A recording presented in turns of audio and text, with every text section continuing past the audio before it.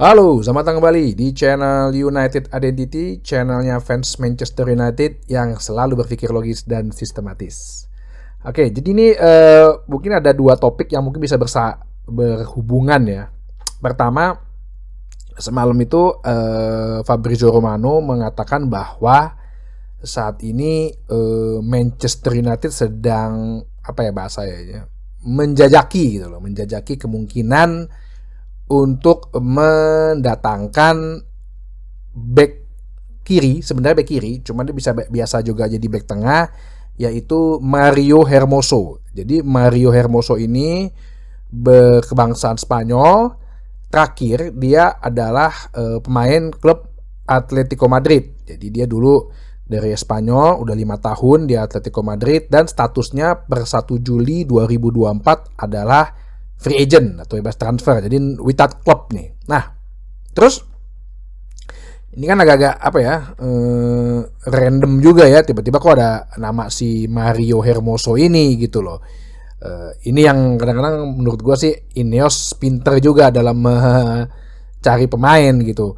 Cuma nanti kita bahas. Tapi di saat bersamaan di salah satu media Turki ya, ini menyebutkan bahwa Manchester United sedang berbicara dengan representatif, susah juga namanya nih, dari Ferdi Kadioglu. Ferdi Kadioglu ini bek kirinya Fenerbahce,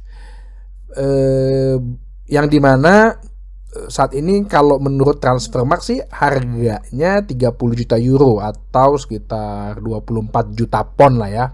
Nah, ini juga nama yang sebetulnya waktu itu pernah gua bahas juga ya waktu pas pencarian bek kiri gitu ya, dan ternyata kayaknya emang ada keseriusan juga gitu Manchester United dalam mengejar si Ferdi Kadioglu ini, dan mereka itu bertemu dengan representatifnya si Ferdi Kadioglu untuk menanyakan kontrak. Nah, berapa gaji yang lo mau nih, apa yang lo mau dalam kontrak sebelum gua negosiasi dengan Fenerbahce. Jadi kayaknya Manchester United nih strateginya Ineos itu adalah kayak pemainnya lo push dulu gitu loh. Kalau pemainnya udah oke, personal termnya udah agree, baru gua nego dengan klubnya gitu. Jadi setidaknya kita punya punya daya tawar lebih juga gitu loh. Kalau ini pemain udah mau gitu loh, pemain udah mau, ya daripada lo taruh pemain yang udah nggak mau main di klub lo, ya dulu gue jual lah, tapi harganya masuk akal gitu loh. Jadi jangan kayak kasus kayak Di Maria gitu, kita yang Di Maria dia nggak mau ke situ, akhirnya tiba-tiba dibikin deal sama agennya sama MU gitu kan, Manchester United. Nah kayaknya Ineos menghilangkan dulu nih salah satu stigma bahwa ya pemain yang nggak mau bermain dengan klub. Nah itu ya. Nah jadi apakah si Mario Hermoso sama Ferdi Kadioglu ini adalah paket hemat selain paket hematnya si De Ligt sama Mazraoui? Nah, atau emang jangan-jangan empat-empatnya mau diincer, atau kalau Mazraoui De Ligt gak dapat, ya udah nih gue ambil paket yang lebih ekonomis nih. Karena si Ferdi Kadioglu kan ya 24-25 juta pon, sedangkan si Mario Hermoso itu gratis gitu loh, bener-bener ya paket ekonomis gitu. Nah jadi mana nih ya, kalau misalnya empat-empatnya bisa diambil, oke lah gitu, good buat Ineos gitu. Tapi kalau misalnya ya memang kita nggak bisa memenuhi King dan Bayern Munchen, ya bisa jadi ini adalah paket ekonomis kita yang lebih hemat lagi, Ferdi Kadioglu sama Mario Hermoso. Jadi kalau dilihat dari Transfermarkt ya, kalau Mario Hermoso dulu gue lihat, dia ini kan back tengah berkaki kiri ya, tinggi 184. Mungkin kalau dulu pernah gue bahas, gue tuh kan pengen tuh dulu ngincer tuh Theo Hernandez gitu kan, back tengah berkaki kiri, tapi dia bisa jadi back kiri juga gitu. Nah mungkin ini sebenarnya setipe lah ya, walaupun ya nggak levelnya sama dengan Theo Hernandez. Dia udah 5 tahun di Atletico Madrid, sekarang posisinya adalah, dan dia dulu adalah akademi Real Madrid ya. Wah, berarti dia mungkin udah kenal nih kayak Casemiro segala macam kan. Terus sedangkan kalau si Ferdi Kadyoglu ini dia murni bek kiri ya, murni bek kiri, bisa juga sebagai bek kanan kadang-kadang atau sebagai di central midfielder. Kelahiran Arnhem Belanda, wah udah ada koneksinya nih ya, bisa ngeliat kan koneksinya. Kewarganegaraan 2, Turkiye sama Belanda. Nah, dulu dia mudanya itu di Nijmegen ya. Udah 6 tahun ternyata dia di Fenerbahce. Oh, lama juga ya. Iya, 6 tahun dia di Fenerbahce, hampir 6 tahun. Apakah ini karena dipikir, wah ini udah ngerti dengan taktik sepak bola para menir-menir Belanda nih, kayaknya diambil aja nih, murah pula gitu kan, untuk keperluan bek kiri gitu, supaya nggak terlalu ya gue nggak tahu nih si Luke Shaw katanya cedera lagi atau nggak fit. Tapi nanti kalau Piala Dunia 2026 kayaknya sehat deh kayaknya. Tapi kalau misalnya dilihat dari sisi atribut ya, Ferdi Kadyoglu sih gue nggak begitu perhatiin banget pas Euro, sama ya Liga Turki siapa yang nonton sih. Dua-duanya nggak begitu gue pay attention lah.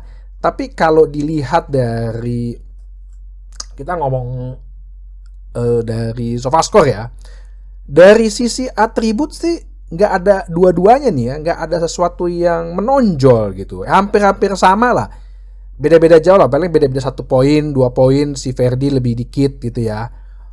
Ibaratnya attackingnya sama kemampuannya, technicalnya sama kemampuannya, defense-nya juga hampir sama kemampuannya, kreativitasnya mungkin unggul sedikit si Ferdi ya. Itu yang gue lihat. Tapi secara menonjol dari satu individu tuh nggak ada yang menonjol banget, B aja lah, so-so gitu loh ya.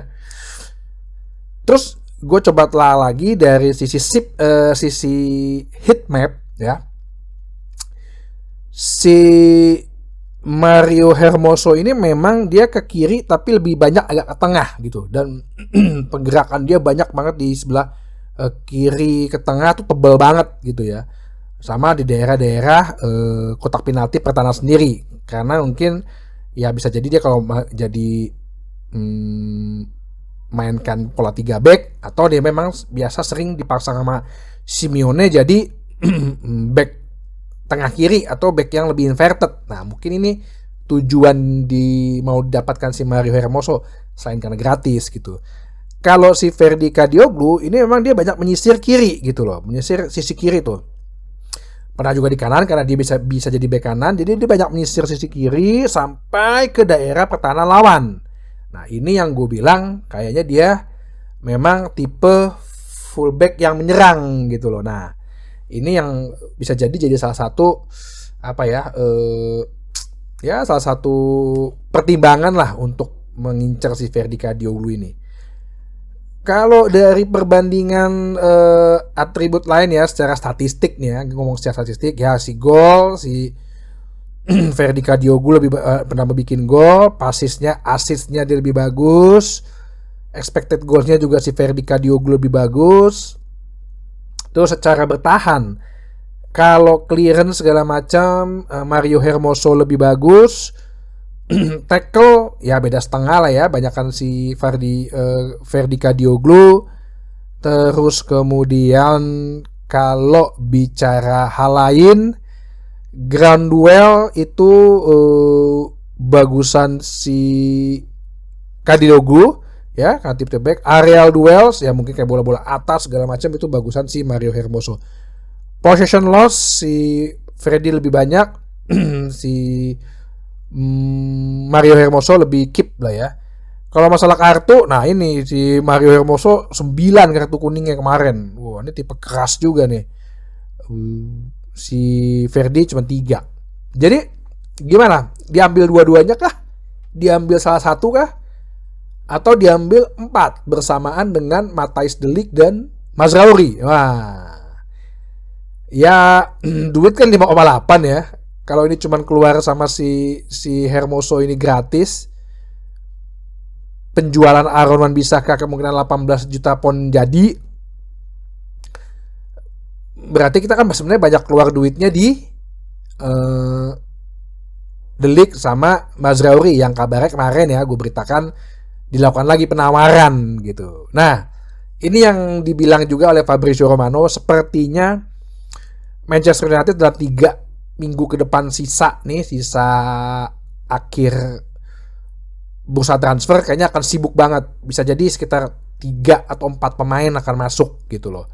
Kalau feeling gue sih kayaknya mungkin ada nama-nama yang kita out of the box gitu ya. Kadang-kadang kan MU kan juga gitu, saat terakhir ada nama-nama yang ternyata dia gitu kan, kayak dulu Cavani tiba-tiba masuk gitu. Ya Ronaldo dulu masuk. Gua rasa sih ada nama-nama yang mungkin kita nggak akan duga gitu.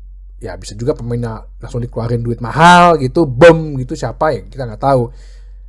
Tapi kalau ini berjalan lancar dengan si Marcio Hermoso, Ferdi Kadioglu, terus tambah De Ligt, tambah Mazraoui, ya bisa kemungkinan mungkin Lindelof dijual ya.